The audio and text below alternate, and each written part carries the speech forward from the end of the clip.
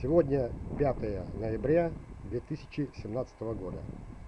Мы находимся у центра этнокультурного села Пажга. Руслан Валерьевич, у вас прошли здесь спортивные сборы.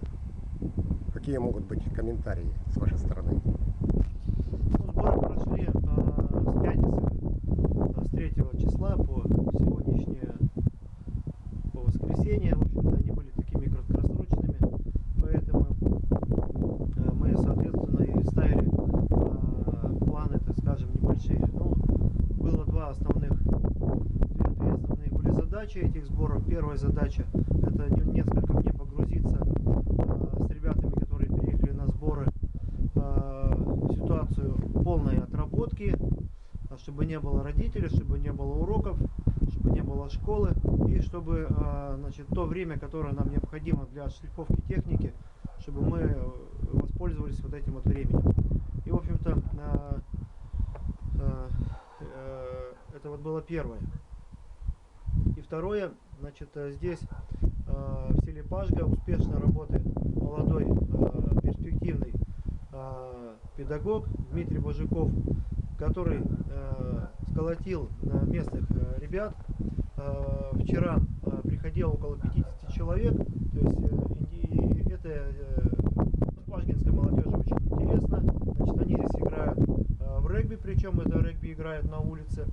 И интересно посмотреть правила этой игры, несколько необычно для наших просторов. Ну и потом он занимается еще с ребятами такой борьбой, как грэпплингом. И вчера мы провели товарищеские встречи в рамках комбинациональной борьбы «Зум и Дож».